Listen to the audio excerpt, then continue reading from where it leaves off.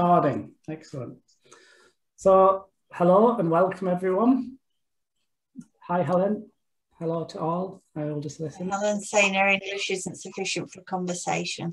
So long as you're happy to be here with us, we're happy to be here in any way you want to be here, Helen. You don't have to speak. We can if you want.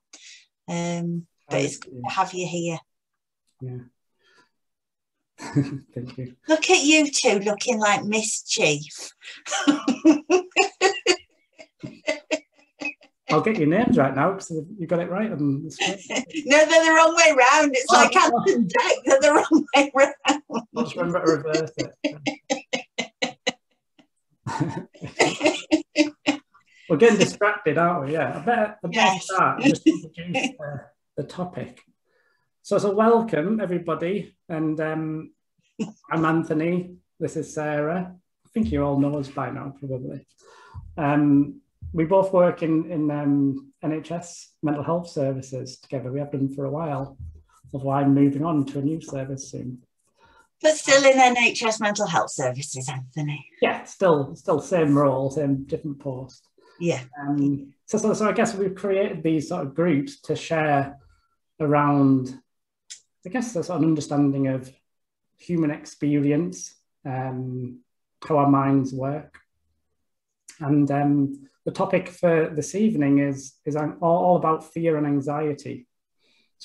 I'm quite looking forward to this one, actually, just because it's quite interested in it as well. I think the title of it is Should I Be Afraid? So we're going to sort of just introduce talking about, again, sort of like how we've come to understand and realize a bit more about kind of what anxiety is and how it sort of shows up in our lives. And is there a way out of it? You know, what is the way out? Those sorts of questions to explore. And I'm going to probably sound a bit strange when I say this, but unlike most webinars or courses or things you might go to, probably the people who are talking will want you to try and understand what they're going to say, and they'll be really impressed even if you kind of take notes and you're like really sort of motivated to really concentrate.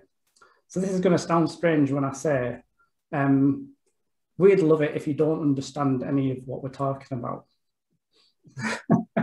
So I'm just going to throw that out there. We're going to get even happier if people like don't understand. So my message to you really, like starting off, is just to relax and just listen without worrying about trying to understand it. So I think sometimes people do say like, well, I'm just not getting that, you know. And so that's my message first of all, is don't worry about understanding it. In fact, I don't understand any of what I'm talking about. But it seems to have... We're building confidence. I did say it's strange, but nevertheless, by not listening to understand, hearing a new way of realizing something beyond just our thinking of what anxiety is, has literally made the biggest impact in my whole life, personally, just in terms of my life. I think, Anthony, when we listen with a view to understanding, it takes us up to our minds. And this is the place where we kind of already have a preconceived idea of anxiety, what it is, what it means. And so we then stop listening for the feelings, for just being in that place, because we go up here to intellectualize it. So I guess what we're saying is just be in it. Don't listen for what you know already. You already know that. You don't need that. Listen for the stuff, for the feelings that you don't know. Get curious about what fills in the spaces between the stuff that you already know.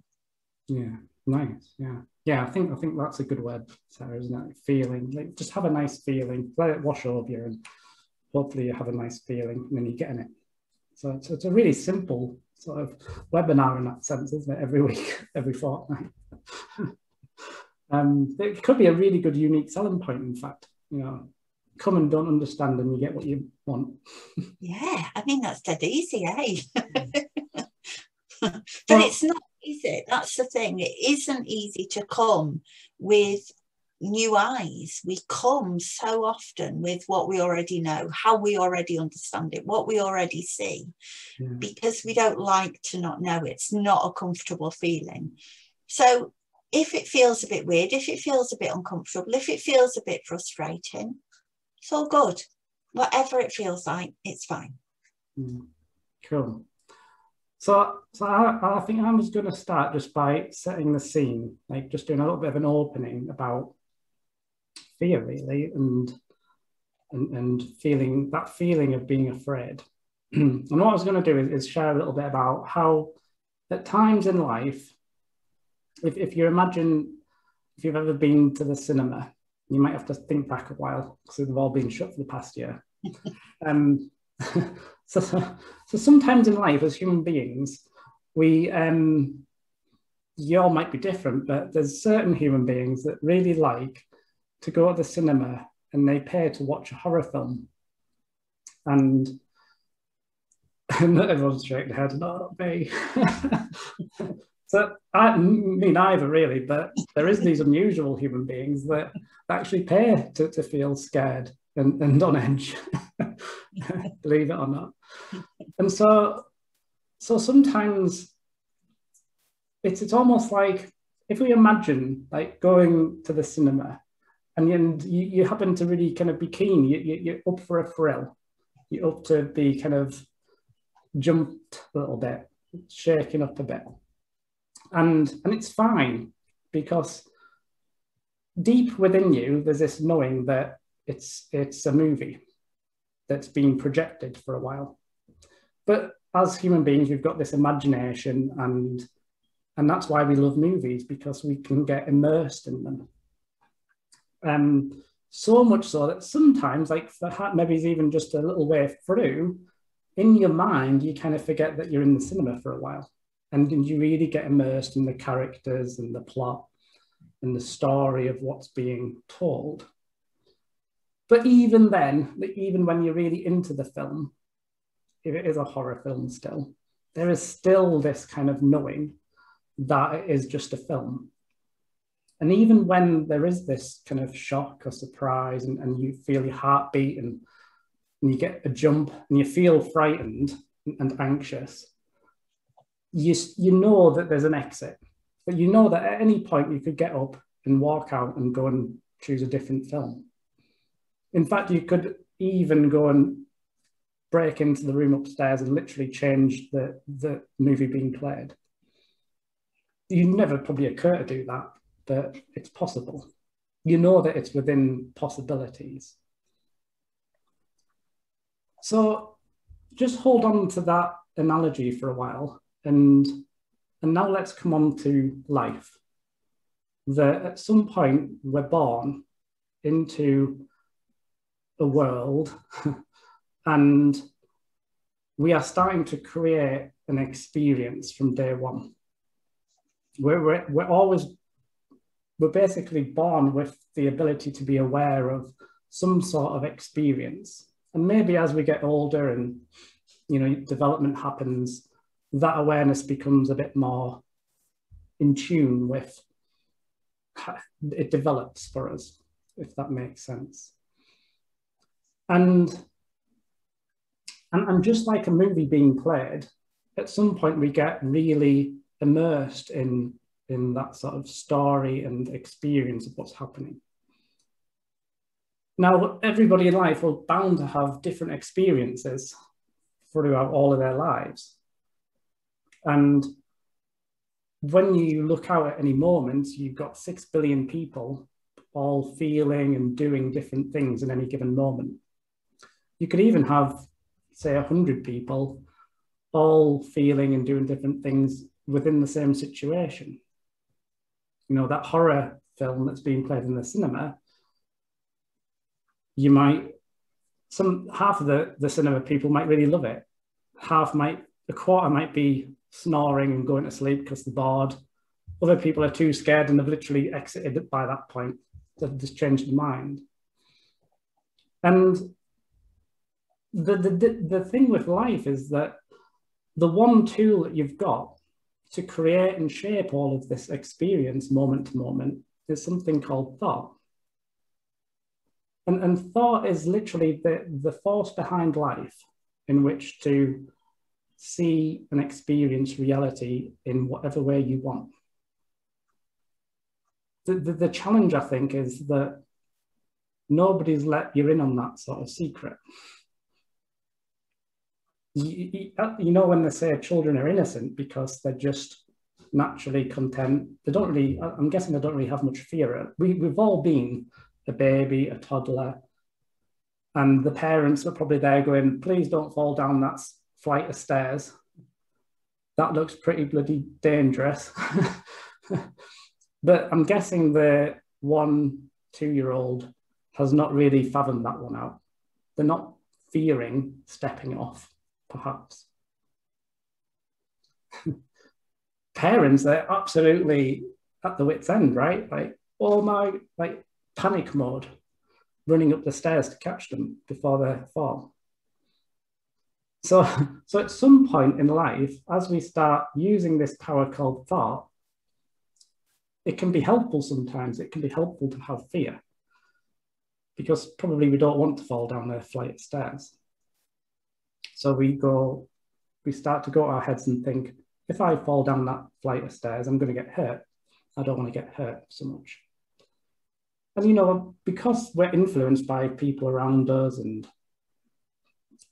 experiences, all of those shape how we end up thinking in lots of different ways about situations, about ourselves, about life generally. Now, it's totally potluck what experiences you get. But the difficulty is that if at some point you've got so immersed in this kind of story of life, this way of thinking, and you've taken perhaps all of these other ways of thinking from other people, that is literally your reference point for the movie being played. It's going to be the reality you see when you look out the window. And imagine, I think it was Amy Johnson, Sarah, that described it like this, you know, like at some point it's as if we've got up out of our seats in the cinema and walked up to the screen and we've forgotten we're in a cinema and we've forgotten there's a movie being played and where it's coming from because it's just happening in the moment. And if all of that thinking that you've got in the moment is very lots of worries and lots of negative thoughts, fearful sort of thoughts and feelings, and then your feelings get overwhelming and stressful because all the time you feel you're thinking. Thought is the creative force that shapes and creates your experience and literally how you see everything, yourself and life, in this three-dimensional way. You got 5 senses. So it's not just like being at the movies, it's like literally like someone's created this incredible virtual reality. Forget high definition, like it's literally real. It looks real. It's almost like our thoughts create the movie, our feelings create the 3D, our senses create the kind of special effects for it. Yeah. And they make it look really, really real. So real that we forget that it's not. So that question, you know, should I be afraid? It's a good question. You know, mm-hmm. Should I be afraid? Should you be afraid sitting in the movies? You know, like in that scenario, watching the latest horror flick. You want to because you've gone in and you want the thrill. Yeah. Should you be afraid in life when you're sitting in your room thinking about the job interview next week? Should you be afraid? I don't know. Do you want to be afraid? I guess that's a bit like that. You know, we were talking, Anthony, about the difference between fear and anxiety, and we experience it all pretty similarly, don't we? But I guess fear as an emotion is kind of, It's our old caveman brain that keeps us alive. We, at some point, learn that a tiger's dangerous. So if there's a tiger hanging around your cave, you're not going to go out. And that's important to know. But with our clever new brains that have lots of memories, that you know, try and work things out and make more stories from life, we get really involved in that anxious type thinking that is, you know, I mean, we work with people with eating disorders. And I sound a bit flippant, but I'll often say, why would you be scared of a piece of chocolate cake? It's not even heavy enough that if you drop it on your foot, it's going to hurt. And yet we create fears about food. We create fears about going out, even though we don't have tigers in this country, apart from locked up at the zoo, I hope. We create fears about spiders. We create fears about all sorts of things that are driven by our thinking, driven by a movie that our mind's creating. And yet we don't see it as a movie. We see it as real life. And of course, when it feels real, it's going to be scary. And I'm not saying that it's not a real emotion. I'm not saying I'm scared of spiders. If I see a spider run across my desk right now, I'd be scared.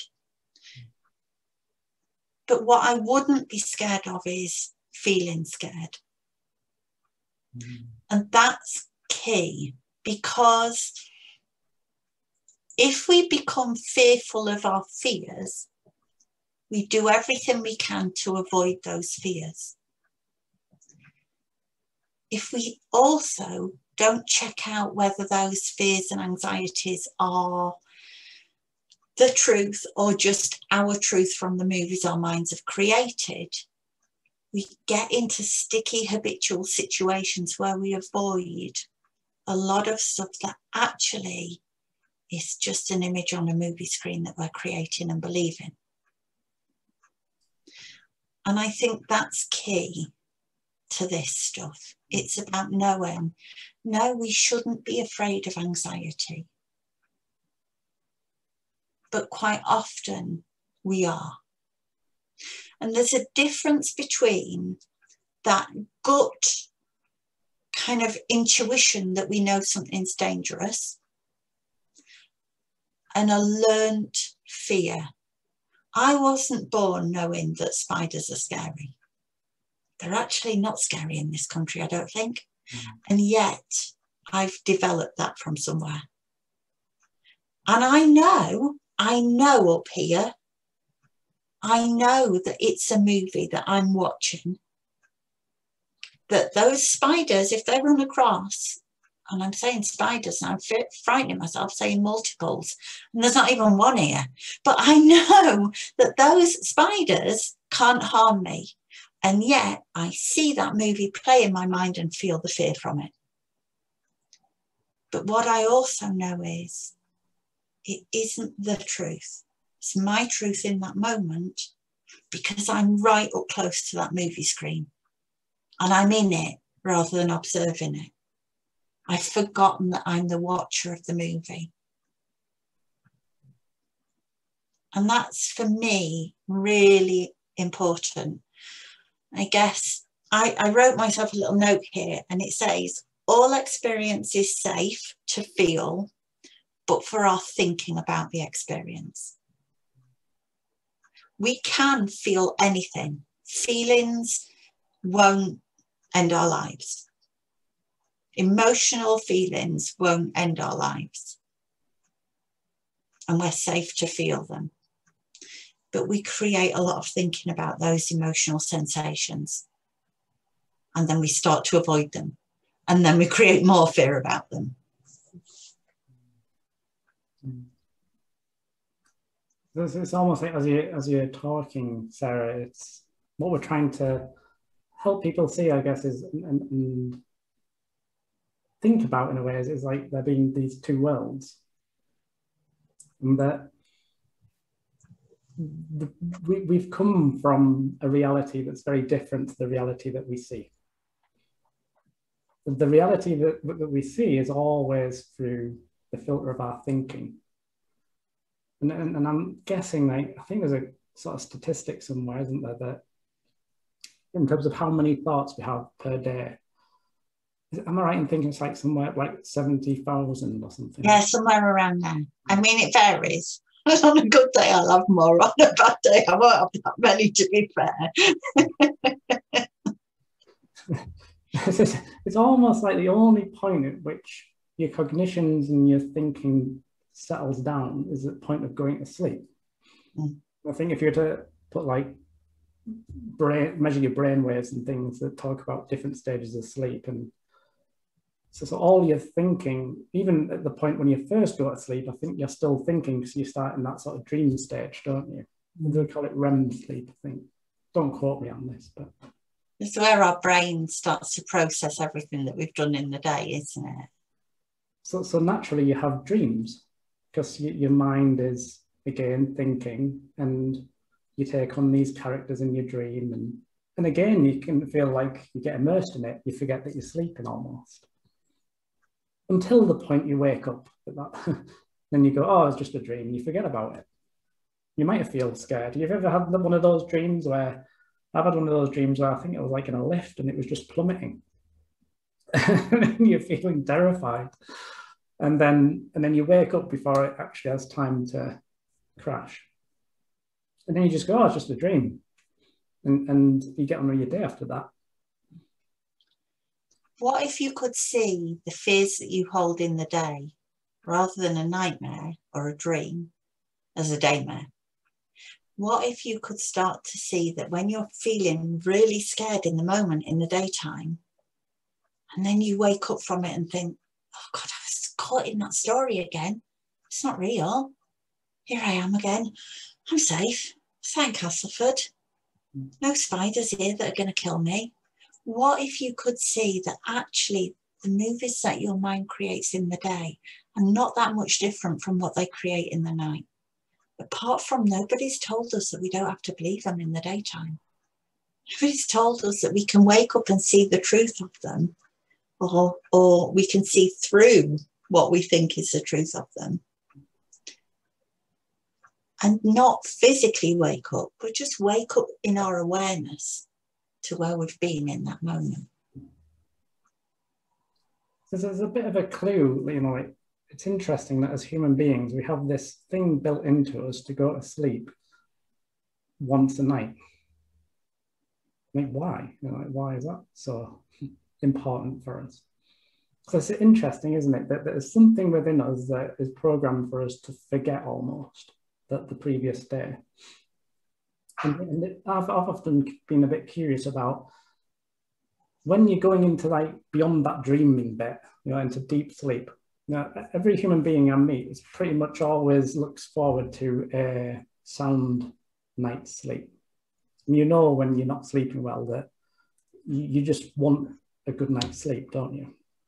We've recently got a puppy. The first 3 nights, I was like suffering, you know. I've forgotten just what it's like to try to do life without sleep. Because it was like, couldn't close the door, my wife we took it in turns, like getting up, because it was running around and wouldn't settle. And we were thinking, how long is this going to go on for? Because by the 3rd night, we were done in. But luckily, he settled in well, and he sleeps through the night now, which is great. But it's curious, isn't it, that there is something within us that wants to go into this deep sleep each night, whereby you literally stop being even aware of your body. You know, like where exactly do you go in deep sleep? I'm not aware of my wife next to me. I'm not aware of me. She's telling me I'm snoring, but I'm not aware of it. I'm absolutely zoned out. I'm not aware of anything until she nudges me so hard and I wake up. You know, tells me I'm snoring. What am I? You know, where have I been exactly? Where have I been in my mind? You know? So it's almost like that's the point in your lives when you're experiencing not having much thought and experience going on. And then it's a bit of a clue, isn't it? That the moment you're not aware of any feeling or experience is the point when you're not thinking. And before you know it, you wake up. You're not thinking much at all when you first wake up. I'm not. Apart from, oh, do I have to wake up? Yeah. Yesterday, I was finishing work and I was thinking all of these tasks I've got to do still. Oh, I've got to do that care plan and this and that and da. Morning after sleep, nothing on my mind. And was I feeling worried or anxious? No. Until the point I start to go back to my head again and go, oh, I remember I've got that thing to do. I remember it's this thing called Monday morning and it's the worst day of the week. And everyone goes on social media and says about Monday mornings and how it's, oh, I've got to get through Monday morning and all our feelings are different Mondays. And somehow on Friday, it's this brilliant feeling. And everyone looks forward to Friday and the weekend, if you don't work weekends, of course. And, you know, there isn't a thing called Monday or Friday, you know. There is no actual Monday that makes us feel fed up or tired, because it's just the way we think. There is this thing called a week, and we've created words called Monday, Tuesday, Wednesday, etc. And the way we think about those days and the day that it entails shapes and creates the experience as you wake up. And all that's happening as every time you go to sleep is that you're forgetting all of that thinking from yesterday until you go back to it the next day. And I guess the more we go back to it, and the more we go back to the same thinking, and the more we go back to the same anxious thinking, the more we create a pattern around that thinking. And our brains, our human minds are not very clever. They will keep repeating old stuff because they don't bring up new ideas. So a situation happens, our brain brings the same anxious thinking. Like I've never, I mean, probably in the early days when I was tiny, before I realized that my brain had created some fear around spiders, I have never, ever had an experience where a spider's run in front of me and I've not been scared, because my brain in an instant brings it forward. Now, if I could see that as just a story fairly quickly, I might well feel the anxiety and just let it happen, because it's a story that my mind's creating, just like a movie. I don't run out of a theatre or a cinema just because it's a scary movie. Well, I don't go into it when it's a scary movie, to be honest, but I probably wouldn't run out if it was scary, because I know that it was a story. And yet somehow, as human beings, we believe, absolutely believe, that the thoughts that we feel, that we think, are the truth. We don't see them as just thoughts, bundles of energy that come to us, harmless bundles of energy, until we give them meaning. I, in the past, had obsessive compulsive disorder, and part of that was around anxiety and my idea that I needed to keep me and the rest of the world safe. And so everything I did, and it made total sense to me at the time, everything I did was done in multiples of 5. So I'd brush my hair in multiples of 5, I'd wash my hands and rub them in multiples. Everything was done in multiples of 5. And that was because I needed to keep safe myself, my mum, my dad, and the 2 dogs. Now, this is how crazy that belief in that story was.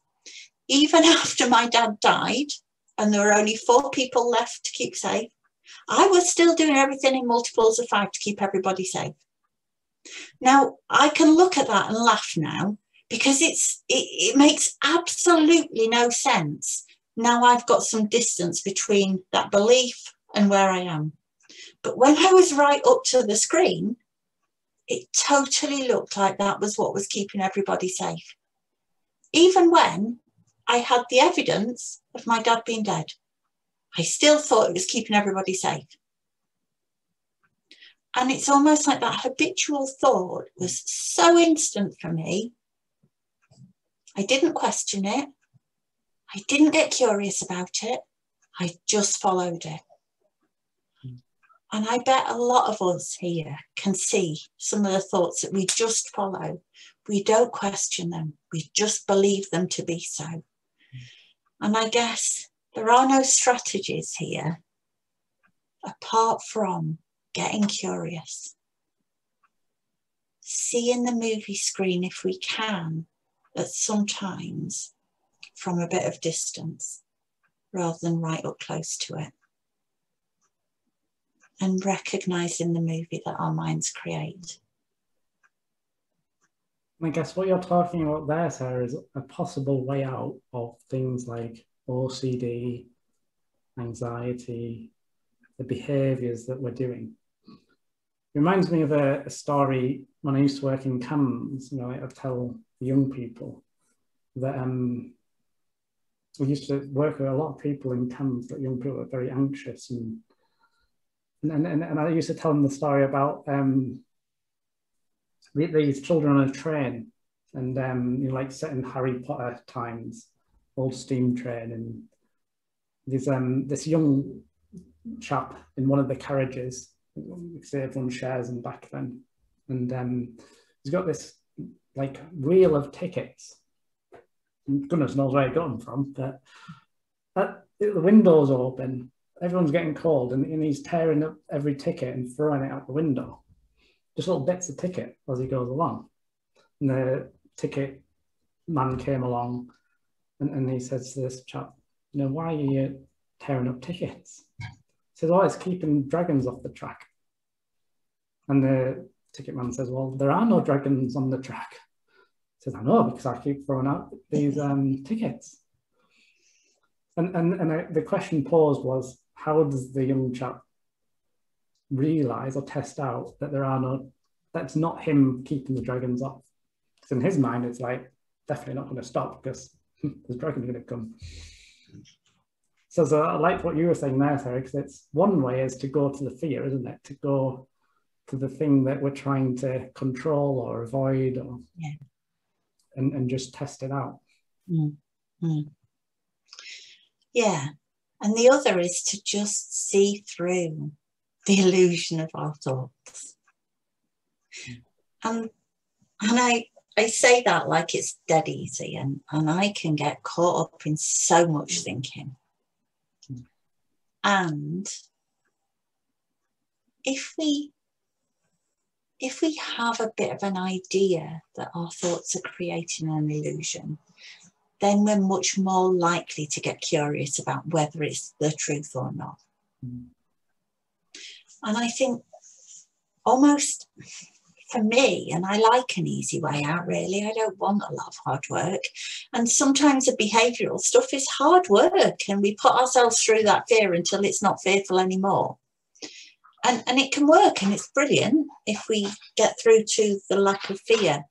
But for me, being able to get curious and see the illusions that our minds are creating, and to see through that illusion of fear, illusion of anxiety, and know that actually, even though we're feeling something, we're safe to feel it because it's created by our minds rather than created in truth. Mm-hmm. And I personally see that makes moving towards and beyond the fear more straightforward. Because I guess even if you do test it all out, at some point in time you can go back to the old thinking again. Yeah. If you don't know how the thinking works. If you don't know how the system works and you believe the fear to be real, you've got to go through kind of the experiments of testing out whether you're right or not. Whereas if you know right back upstream, right at the beginning of the process, that it feels real, but it's a movie that our minds have created, then there's a quicker process, even if that fear returns. So in a way, the ultimate way out, you know, this is what we're saying is, as you just quieten down and your mind settles and you leave your thinking alone to try to figure it out and understand, everybody has already within them the capacity to know, to see it for what it is. It's just that you've forgotten. That you've been so immersed in this world that you see, this version of reality, that it's hard to see past it because we're always thinking and thinking, you know, worrying and dwelling in things, you know. Sometimes it's nice, you know, you have some positive thoughts and, oh, I like that experience. But the difference is like, if you really grasp this tool of thought and how it works for you in life, I mean, you can literally like create your own realities. You go to bed and you dream and you go, oh, hang on, I'm the dreamer of my dream. I'm sick of this lift elevator plummeting. I'm going to go somewhere else. And I'm going to go have a nice dream about this for a change. But if you don't know that you're the controller of your own mind, probably I'm guessing your mind will feel out of control and running wild. Because naturally, we don't see it in that moment. You know, like we're just reacting all the time to how we feel. So it feels scary. And we have no choice because whatever you think, you feel, and then you react. So more awareness of how thought works, not necessarily the content of your thinking, not more thinking, but just the nature of thought. You just talk about that all day. Like you could talk about the nature of thought or the nature of consciousness or the nature of this thing called divine mind. Not your little mind, but the fact that there's this intelligence behind all things that's a mystery. It's like a mystery of life. But we can never really understand it. You just realize it's a mystery and then you join in. You kind of just go, okay, I'm just going to go trying to think my way through life for a bit. And we see examples right through, and please feel free, everybody, to join in and ask questions or share observations. We see all over the place examples of the energy of life living us, living nature. You know, I'm not entirely sure, but I don't think trees, flowers, grass has thoughts. And yet they know how to grow. They know how to reach towards the sun. They know to shed their leaves if they're deciduous. They know that the leaves come back again. They don't fear the winter and, oh God, what if I lose all my leaves? What if they don't grow again? Nature just, life lives through them. And without thinking, it happens. And often, whilst we think we are intelligent because we have thoughts, it's often our thinking that gets in the way of life living through us.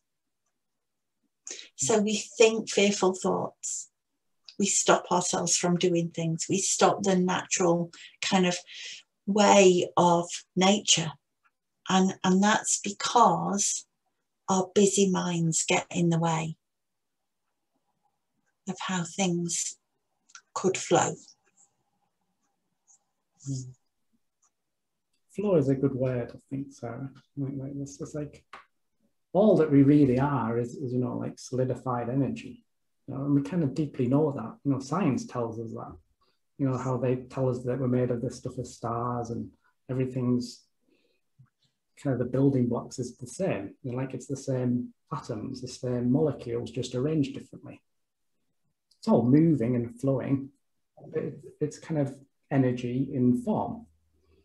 But we get so stuck on the form, right? We focus so much on the outside, and all we're trying to do is point you back to where you came from.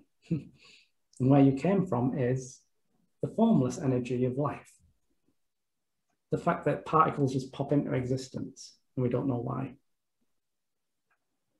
And there in the quietness is literally the answers to everything. But because we don't think so, we think we're not that. We think we're this, and we think we're that. No, hang on a minute. I'm a physical being with a brain and a body, and I'm called Anthony. And I go through life, and there's that tree over there, and it's separate to me. And all of you are separate. That's how I've come to think about the world that I live in. And guess what I see? I see a separate world with separate people, and I'm this, and I'm that. But what we're saying is go back to the root.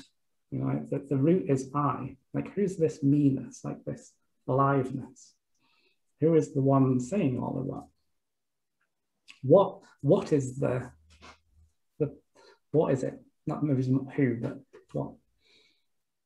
And what you find is rather than people saying, oh, you've got to do all of this thing to quiet your mind, and people, there's all sorts, isn't there? You know, like yoga and you know, meditation, and people sit for hours concentrating, trying to get this thing called the quiet mind. But it's just so simple, because everybody has it in them already. As children, you just naturally were in a state of meditation.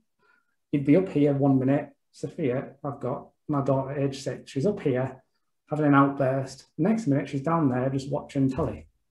She's gone into a state of meditation within seconds. And Mr. Blobs down the road, who's wanting to do a course on it, he's taken 10 months to try to do that. So whenever you're just listening to music, or you're doing your favorite activity, sport, or you're going walking in nature, I promise you'll be in a state of meditation, because you've stopped thinking so much about all the stuff in life. And I bet you feel quite nice in those moments.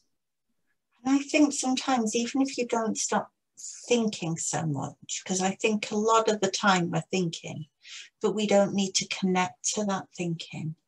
You know, when I notice it most is in the morning, and I'm probably half asleep. No, I'm definitely half asleep. But I can stand in the shower, and my mind is just swimming with stuff, and none of it matters, because I haven't connected to give it meaning. It's just there. And so, you know, what if when we're feeling that experience of anxious thinking, what if we can see it for what it is? It has impact on us when we connect to it, when we feel that we do that with it. But if we can do that with it, like I do with my thinking in the shower in the morning, it's not going to have the same impact on us. And of course, as human beings, we'll do that with it sometimes. We're not saying you'll never feel anxious again. It'd be nice if we didn't, but you know what? We're all humans. But it's knowing that when we do, when we're there, in any given moment, we can do that. And even when we're there, doesn't mean anything about us, doesn't mean anything about the world. It means we are thinking. Mm. And imagine your fear and your anxiety. If instead of thinking, can't do this because I'm feeling this, we started to see it as, oh, look, there's a sign that I'm in a busy mind. That's interesting. Because that's kind of what it is. And the less we do that with it, the more it's likely to float off. And something else will come and float off. And something else will come and float off. I think that's the key, is like, just try to care less about the thoughts. Care less about the movie being played. And then all of a sudden you look around, oh, I'm in the cinema. Look at my options. Look what I can create or do. You just focus on the things that bring you joy. You go to that instead. I'm aware of time, Sarah. It's like 10 minutes or so, haven't we? Yeah. Should we open things up just to see if anyone wants to reflect or disagree? Disagree. Or question? Come on, guys. Quite endure so much. Can I just say something? I completely, because I practice mindfulness, as you know, Sarah, so I am very aware of thoughts and being in control of them and them just being thoughts. But I just wonder where the sort of like the difference is in terms of, I can feel like I can control my thoughts, but it's the feelings that I find it more harder to control. So if I feel I'm very anxious, then it's the feeling of fear that becomes almost overwhelming. So how do you sort of like separate the feeling and the fact that your thoughts are just like a movie, if that makes sense? It makes absolute sense, Shirley. And my response would be, we don't. My response would be, it's not so much about controlling what we feel, it's knowing that what we're feeling is coming from the movie that our minds are creating in that moment. And because of that, the feelings don't mean we're at risk. They don't mean anything about our safety or about who we are or about where we are. They mean we're thinking. And often just in knowing that that's our experience, being driven by thinking, feeling constantly, it allows a bit of that to happen. And we also know that nothing stays the same. As human beings, we are totally incapable of staying in the same thought or feeling for forever. It might feel like a long time, but we know that it will pass. But the more we identify with that awful thought and that awful feeling, the longer it hangs around. Now, I guess when we feel joyful, that's exactly the same energy passing through us as when we feel sad or when we feel scared, when we feel anxious. But our minds create a story about the energy. And I think anxiety comes with what we experience as human beings as the most uncomfortable feelings. We don't mind feeling joy, do we? We don't mind feeling that energy. Well, I don't. I love it, me. We don't always mind feeling sadness. It's not that nice. But anxiety tends to bring a lot more physical sensations for us. And because of that, I think naturally human beings create a lot more stories around it. But when we know that they're stories, it helps to dissipate it a little bit. And even if it doesn't, it's like being in that movie and we feel the fear. And it's an awful feeling, but it's made easier almost, knowing that it's not the truth. It's a story we're involved in that moment. I don't know what you'd say to that, Anthony. Is that any help, Shirley? Sorry, I was on mute. Yeah, totally. Yeah, I get that. Thank you. And it is, it's kind of us just relaxing into. I think throughout life we've been conditioned, haven't we, that we always need to problem solve and figure something out, you know, when it's not feeling quite right. You know, that strategy probably works quite well for a lot of things. When you've got a car and it's not working, you try to work it out what's wrong, and then you fix it. And you get to the end, you know, you get the solution that way. The trouble is with our minds, you know, our thinking is the thing that gets us into trouble. And you can't use your thinking to get out. It's a little bit like the garage trying to mend a tire with a spanner that's broken. And the spanner, you're trying to use the same spanner to mend the spanner. There's no basis for it. And so we're always feeling our thinking. So whatever you're feeling, there is some deep thinking going on. And you might always be aware of it, the deeper thoughts. Because, you know, these tools that we're calling principles, you know, thought and consciousness, they're like work in harmony. Consciousness, you know, I think Sid Banks or Michael Neal, perhaps he describe it a little bit like a projector. You know, when you used to be in school, I don't know how old everyone is, but years ago, come back a bit now, you get these old OHP projectors. You know, you get acetates, and then teachers used to like write on the lesson, right, there you go, and it shone it onto the wall. Now, your consciousness, or another word for that, is your awareness. You're always aware of something. You're aware right now that I'm talking, and you're thinking about what I'm saying and having a feeling about it. Yeah. So your consciousness is like that projector. Whatever goes in front of it gets illuminated. Only the acetates is not, well, it is kind of like words. It's thought. Yeah. Using the tool of thought and consciousness, which is just built into us all, and thoughts come into focus, boom, it gets illuminated as your experience. And if that thought is a worrying thought, oh, how do I get out of this feeling? Or, oh, hang on a minute, I'm feeling uncomfortable. I want to do something about that. I can't do anything about it. I'm trying it. Before you know it, you've gone down a rabbit hole of thought. And thoughts per minute have gone up and up and up. Well, they're not very positive thoughts. But your consciousness doesn't care what gets put next to it, through it. It'll just illuminate it. And the more you think, the more you get.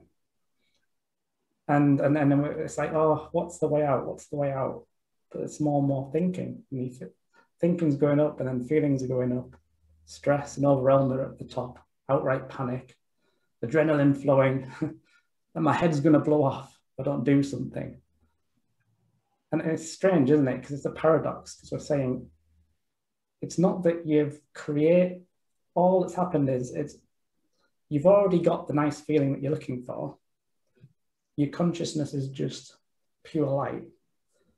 And when there's no thought going through it, you're still, you're peaceful, like you are in sleep.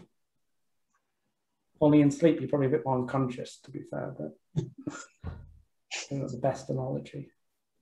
But in your waking state, you can just be no thought, or just one thought, just one or two thoughts. And it's a very different experience. And that is our experience, isn't it? It's that thought feeling combination that creates our experience. And I say that, and that sounds really obvious. But most of the time, I think as human beings, we start believing that our experience comes from out there somewhere. The spider scares me. The roller coaster scares me. Not counting to 5 scares me. Whatever your stuff might be that scares you. And we start believing it's that needs to change out there in order for us to feel better. But it never is. Because if it were the spider that scares me, everybody in the world will be scared of that spider.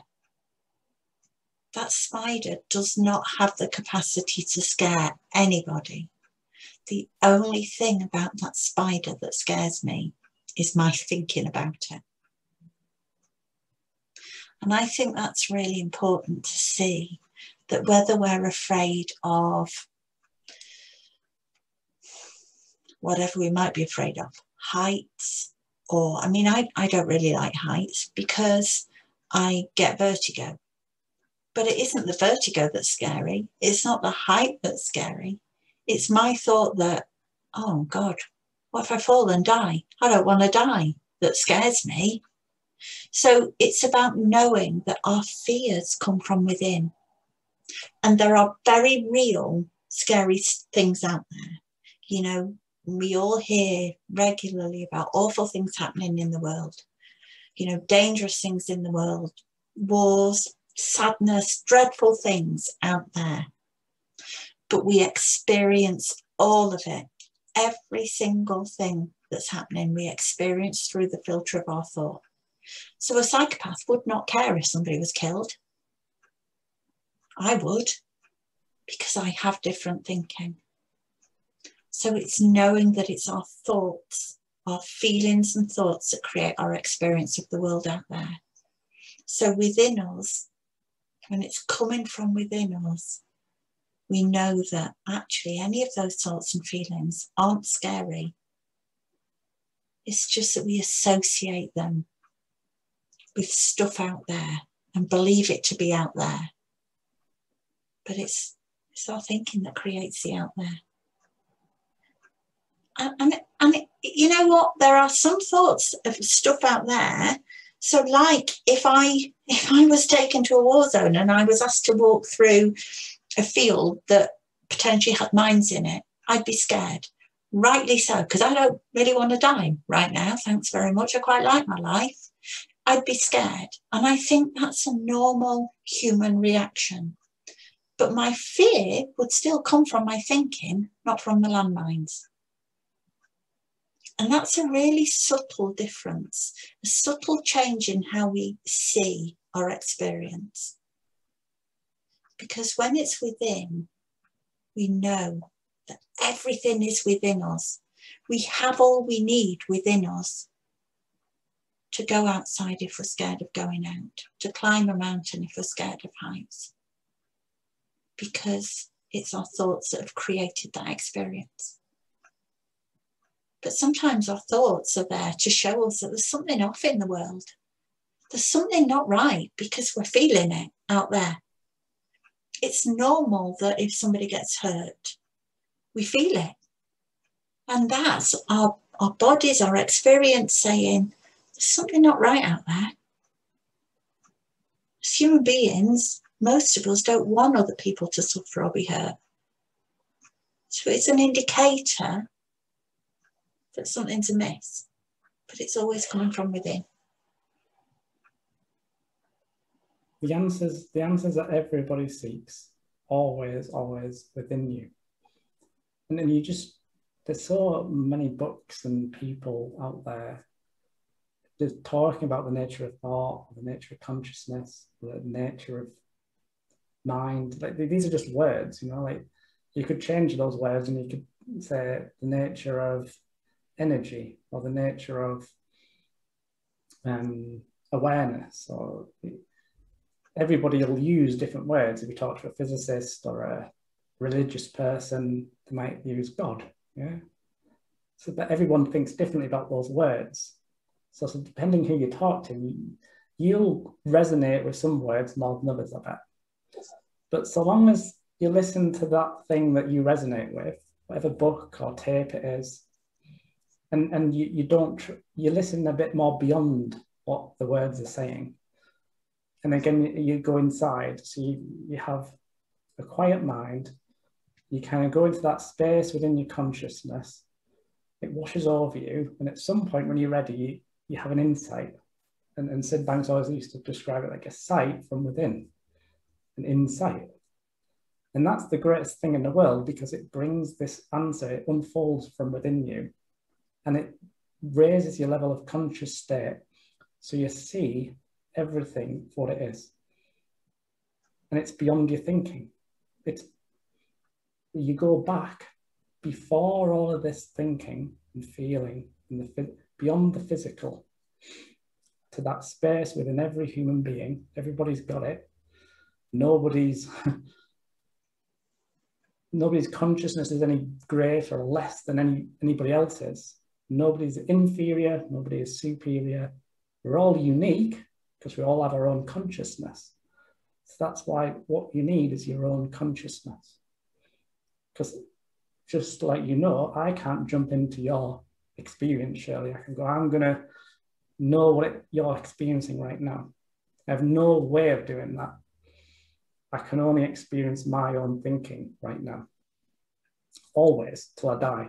The moment I'm born to the day I die, I'm always experiencing something in my life. The common thing is that that's what we're all doing. You can go side by side, a human being, go, how nice it is on this journey of our lives, you know. By the way, do you know how thought works? It's all a contact game, because we're going to get bumped and knocked along the way. But the degree at which you get knocked and bumped is going to be determined by how you use this universal power and energy called thought. That I'm using the word thought. But it's all, you can't hold any of this in our hands. They can go, oh, by the way, there's a thought. Or by the way, there's consciousness. It has no form. It has such influence on how we experience life.